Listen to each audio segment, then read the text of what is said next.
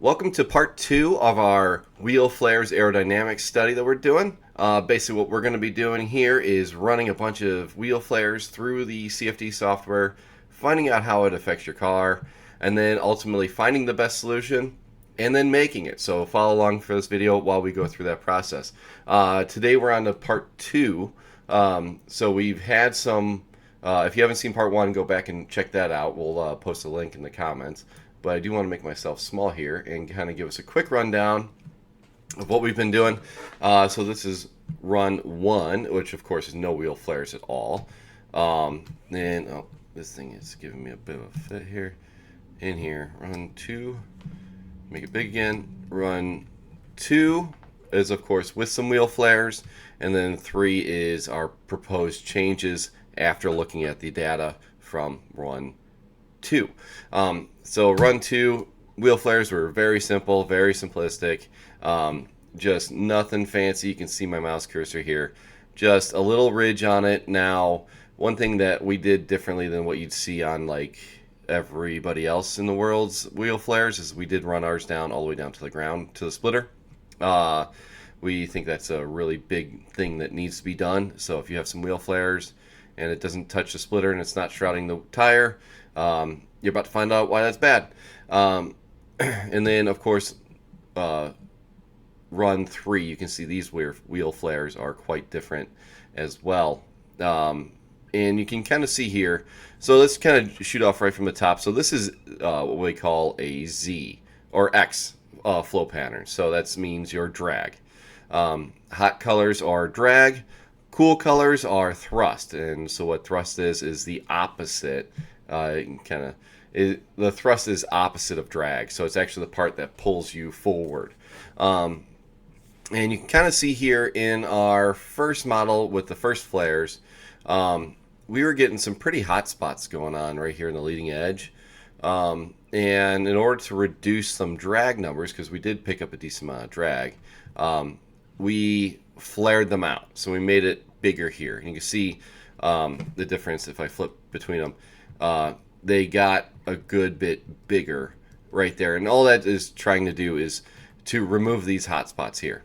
And we can jump through and see how this, we're just going to look at regular old-fashioned numbers if it doesn't let me. There we go. Compare results. There we go. And so here is our run two. Here's our drag number since we were talking about that before. So no flares at all. Drag was 589, which is, not great. It can always be better. And then when we added the second flares, those are the ones that didn't protrude very much. Drag did jump a good bit. We gained 36 pounds of drag right here.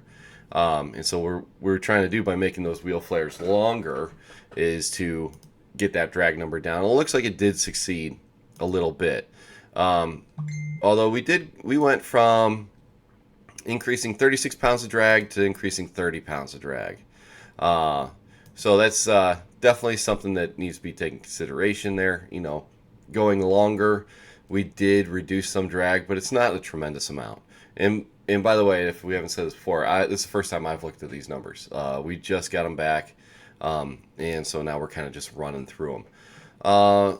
Let's take a look at downforce, because we did increase front downforce quite a lot. And we're looking here.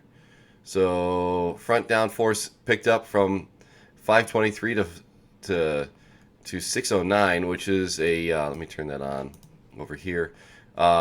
We increased 86 pounds of downforce. So that's pretty good. Pretty good right there on the front. The car did not like our longer wheel flares where we reduced some drag. We got almost 19 pounds of downforce change, which isn't good. Because we were picking up so much more drag. We're picking up drag by adding the wheel flares, but by making them longer right there, we seem to have lost some front downforce. So let's take a look at that downforce. So we're going to run it 2. We're going to run it Z. And then we're going to pick out, and I like looking at the bottom of the car. This is my jam here. And be able to flip back and forth between these. All right. So this is run 2. Run, we can do run 1, and this is essentially no wheel flares at all. And you see run 2, we added the wheel flares. The splitter picked up a bunch of size here. You know, you can kind of, you can see all, you can see that going on, is that you're definitely picking up a lot of blue area in this area here. This thing, I want to use the hotkeys here. And then, so between 2 and 3, you can see we lost a decent amount of front downforce. If we're looking at this area here, this is all the blue. This is all our downforce that we're getting made. This is run 3, run 2. Run 3 and run 2. You can see run 2 was much better on the front. And that was, due to the leading edge was very abrupt and kicking the air out. You can kind of see here. So that air right there was very abrupt, and that's just blowing that air out and around. And when we can do it that way, we ended up, let me get to the bottom. Oh, this is drag. Sorry about that. Doop. And I want that button. And you can see when we increase it to a calmer, less draggy, more air slides around the sides kind of thing, you're seeing a big decrease in front downforce right there. So we might actually go back to the first style wheel flare on the front. So I think that one is the winner. And I wanted to show you guys a couple more things about it. So this is our CPZ. So that's our lift and drag numbers.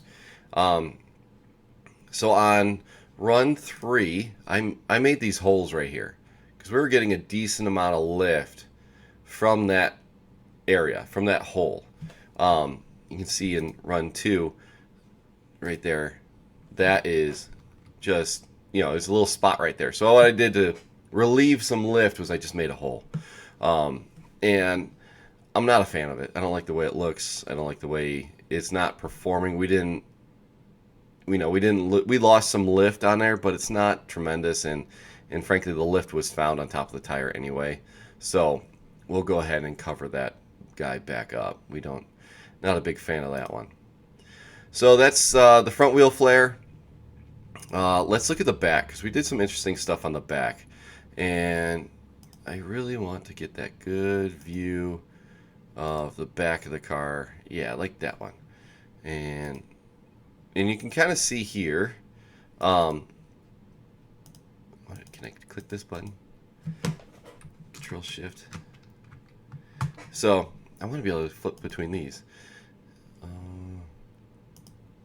So you can kind of see here on our wheel flares, we've added these little scoops right here, right? And the reason we're looking at those scoops was for what they call a sign board. So that's pretty common thing you'll see in motorsports. Here, let me see if I can add a picture of it. Let's see, make sure you guys are getting captured. Yep. So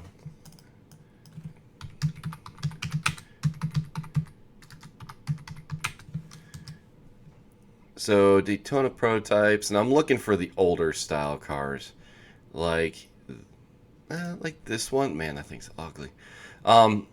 So basically what you're doing here, I really want a Riley. Riley's had the best sign, there we go. So what you got going on here is a big flat board on the back. And I'm going to make myself bigger, so I have to use my hands to explain this. So you get that big flat board on the back. Underneath here, underneath this area, right down that area, is open. And the idea is that when the air is leaving that wheel, it kind of comes over, see that lower pressure air under here, that air is then enticed to go there, right? And so when it's coming out of that wheel well, it's shooting out, and then it wants to twist. And it creates a vortice, right? So it's seeing that there's low pressure under there as it comes out the tire. It's taking a hard right turn, and it just comes under and spins real quick, right? So that's what we're trying to do with this. And I think I want to show you a photo of the it's basically like there it is, ISO. So I want to flip under here, and I want to have that back view. So you see here, it's kind of like coming around this area, and then it's coming under, and it's starting to make a little vortice right there. You can kind of really see it right about here. So it's starting to make a little vortice to get that thing spun. And when you make that vortice, what that does is that entices this air underneath this diffuser to leave, which then increases rear downforce. So we can jump over to the Z plots, and we're looking at this. We see the Z plot here, and it's this is on run 3 and run 2. So you can see how we added the flares up here in this corner, and if we hit this button, you can see how that diffuser is picking up. Seeing how it's getting a lot more blue inside there. We picked up a bunch on this side. This area right here became bigger. So that's all due to that little vortice on the back getting worked up. So what we'd like to do is keep this rear downforce that we've gained here, because in compare results, this tiny little font, I'm sorry about this, we lost some front downforce, 66, so a ton on the front, but we gained more in the back. So that's good. That's what we're looking for. So what we're gonna do going forward on this run 4, I just want to get back to pictures here. What I want to do on this run 4 is I want to try to get run 3. I want to try to get that vortice to go even more, right? Because what we were seeing on this part on the plots here, or where's the surface? There it is. So what we're seeing here between 2 and 3, you can see 2's kind of everything just kind of sitting there not doing much, and then 3 we're actually getting some flow. I want to get that to go more, because I feel like we're just not getting enough of that. And I think what we're going to try next is I'll show you.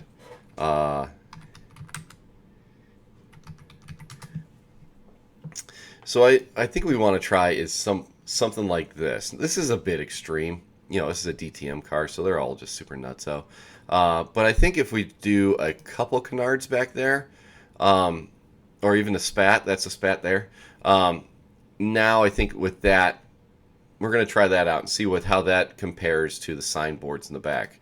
So the signboards are good. It's a good addition.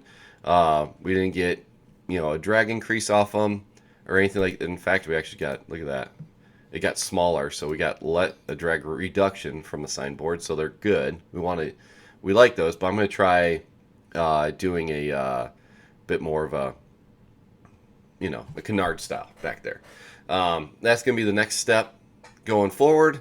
Might even be able to build something into the diffuser itself, and I want to go back to the first set of ramps and go back to a bit more, we'll say heck with the drag that we gained, because we only lost a couple by fixing it.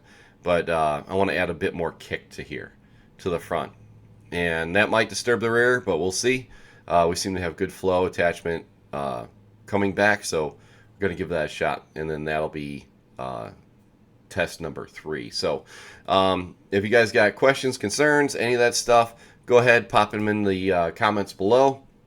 I want to hear from you guys. We're running the car now, so if you want to get something run, we might be able to do it for you. But yeah, other than that, it's it from us today, and we'll catch you next time. Thanks, guys.